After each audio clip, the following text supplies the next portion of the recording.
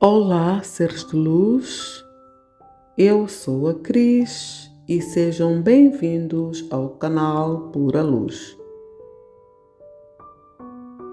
Por que é importante que coloquemos limites em algumas áreas da nossa vida? As relações humanas são sempre compostas por duas ou mais pessoas, seja na amizade, na área profissional ou afetiva.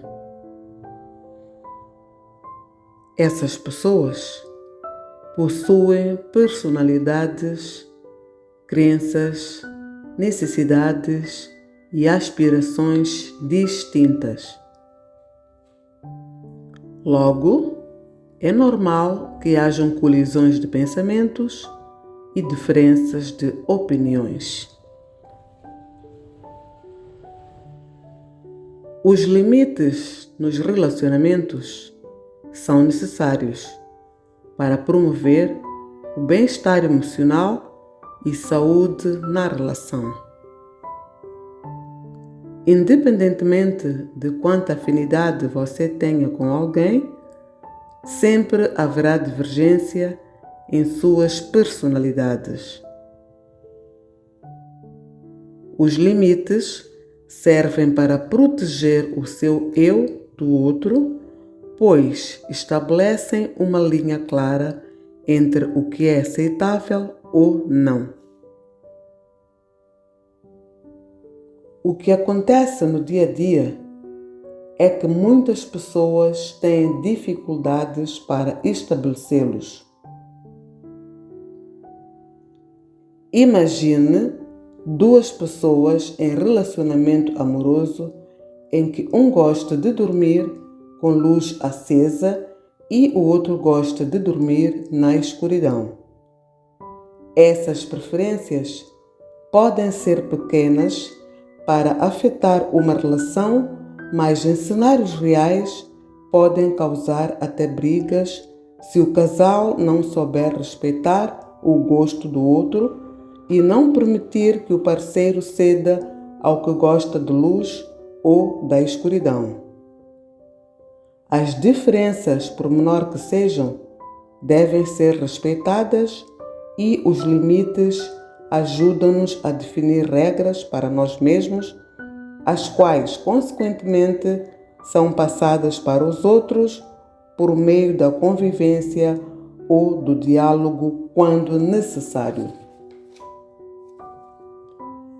Ao deixarmos essas pequenas coisas claras, para quem convive consigo, relacionar-se com elas fica bem mais simples. Você sabe o que quer e o que não quer, e então não se coloca em situações desagradáveis. Se o outro ficar chateado com você por causa disso, você poderá explicar-lhe o raciocínio por detrás daquele limite e, se mesmo com esse conhecimento ele continuar desrespeitando os seus limites, aí você poderá perceber se essa relação é boa para você ou não. Os limites nos relacionamentos podem ser físicos ou emocionais. Uma violação dos seus limites pode deixá-lo abalado e mostra também que o parceiro não se importa tanto assim com o seu bem-estar. Quando você começa a sacrificar o seu bem-estar para agradar ao outro ou a permitir que ele tome responsabilidade por suas decisões, você acaba se afastando da sua verdadeira essência. Infelizmente, somos condicionados desde pequenos a agradar ao outro.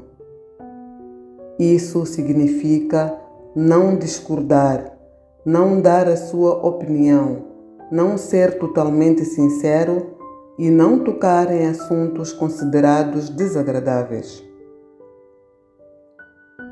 Esse comportamento faz com que algumas pessoas se esqueçam de si mesmas. Elas acreditam que precisam ceder para não sofrer a rejeição, não ficarem mal faladas e não serem vistas de forma negativa. Assim, são obrigadas a dizerem sim quando queriam dizer não e a lidar com o desconforto emocional resultante disso.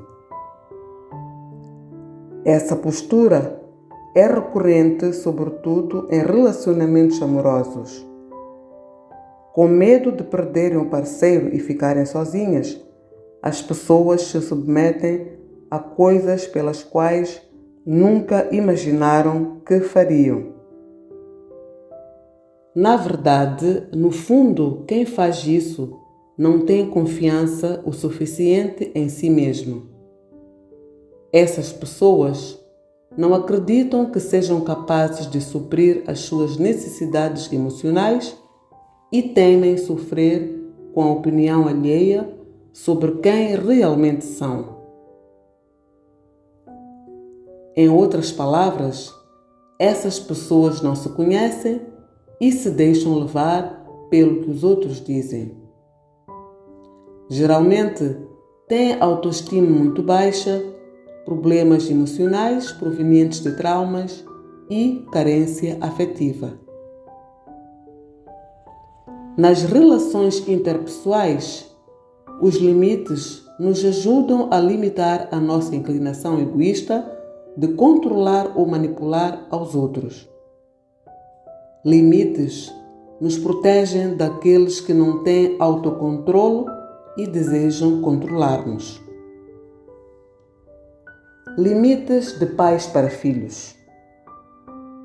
Ao colocar limites aos seus filhos, os pais têm que rever os seus próprios limites e questões relacionadas à própria educação. Os limites e regras devem ser colocadas com uma voz e postura firme, evitando, claro, o descontrolo. Agir mais cedo e de forma imediata pode ajudar a controlar a forma como o limite é imposto. Você não pode nem deve fazer tudo pelo seu filho, mas pode fazer o seu melhor dentro das suas possibilidades humanas e reais, tendo como base o amor e consciência na orientação diária do filho, e para isso, não deixe que o seu filho faça o que quer. E se ele não aceitar os seus limites, infelizmente, a vida em si um dia irá colocar-lhe limites. Colocar os limites trata-se de assumir a responsabilidade por nossas próprias vidas.